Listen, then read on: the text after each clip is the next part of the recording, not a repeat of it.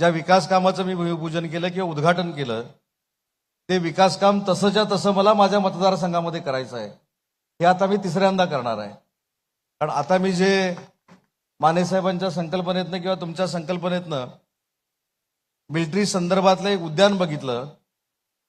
हे महाराष्ट्रातलं असं एक उद्यान आहे की जिथं येऊन सैनिकांना मानवंदना दिली पाहिजे आणि हे माझ्या मतदारसंघामध्ये देखील असावं असं मला वाटलं। पण ऑलरेडी त्याला देखील पैसे श्रीकांत शिंदेसाहेबांनी ऑलरेडी मला देऊन ठेवलेले आहेत।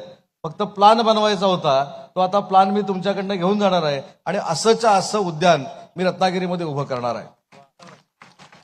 सांगण्याचा हेतू हाच आहे साहेब। मी थोडं धाडसानं बोलतो। कदाचित श्रीकांत शिंदेसाहेबांनी पहिली निवडणूक ही एकनाथ शिंदेसाहेबांचे चिरंजीव म्हणून लढवली असेल, परंतु आजची सगळी विकासाची कामं बघितल्यानंतर साहेब तुम्हाला देखील अभिमान वाटला असेल की स्वकर्तृत्वावर माननीय श्रीकांत शिंदेसाहेब कोणाकडनंही 15,000 कोटी रुपये आणू शकतात हे देशात तुम्ही सिद्ध करून दाखवलंय। ते म्हणून रेल्वेचे मी सांगतो ना आता, कारण मगाशी साहेब तुम्हाला याला थोडा उशीर होता म्हणून मी सगळ्या सहकाऱ्यांशी चर्चा करत होतो की श्रीकांत शिंदेसाहेबांनी नक्की निधी किती आणलाय। MIDC कडनं घेतला, MSRDC कडनं घेतला, MMRDA कडनं घेतला, रेल्वेकडनं घेतला, म्हणजे महाराष्ट्र शासनातलं एकही खातं श्रीकांत शिंदेसाहेबांनी शिल्लक ठेवलं नाही की ज्यांच्याकडनं निधी घेतला नाही। तुमच्याकडनं निधी घेतला, देवेंद्रजींकडनं घेतला आणि एवढंच नाही तर पंतप्रधान नरेंद्र मोदी साहेबांकडनं देखील निधी घेतला। हे देशातलं पहिलं उदाहरण असेल आणि म्हणून श्रीकांतजी तुमचं खरोखरच कौतुक केलं पाहिजे की तुमच्यासारखा सहकारी आम्हाला लाभला। आणि म्हणून कधी कधी मला असं वाटतं नाही चुकलं, PWD कडनं पण घेतला, मी शब्द मागे घेतले, PWD राहिलं माझ्याकडनं।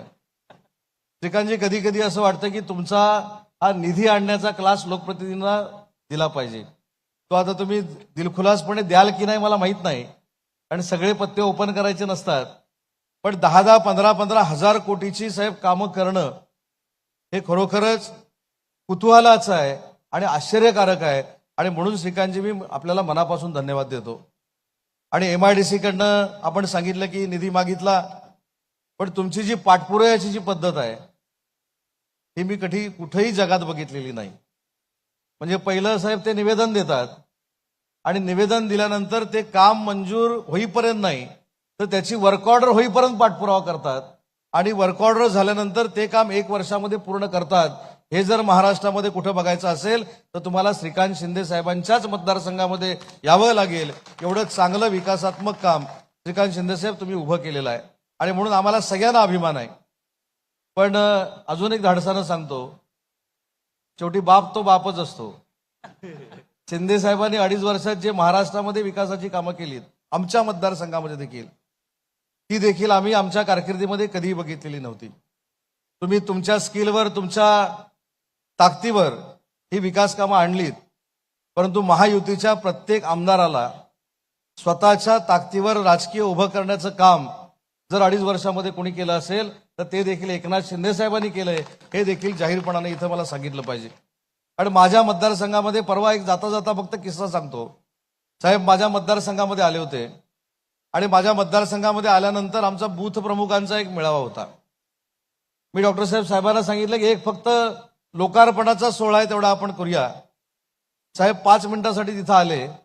मी त्या संपूर्ण देशातली पहिली आम्ही जी ऑटोमेटिव्ह वेस्टमधनं शिल्प केलेली आहेत पहिल्यांदा, त्याचा आम्ही लोकार्पण सोहळा केला।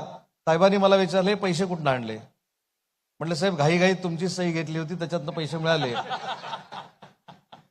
आणि जवळजवळ 25 कोटी रुपयाची ती वास्तू आम्ही तयार केली, तारांगण आम्ही तयार केलं, अरबी समुद्राच्या बाजूची शिवसृष्टी तयार केली। हे सगळं श्रेय जे आहे हे मनापासून सांगतो की मुख्यमंत्री जर एकनाथ शिंदे साहेब झाले नसते तर हा कोकणातला विकास आम्ही बघू शकलो नसतो।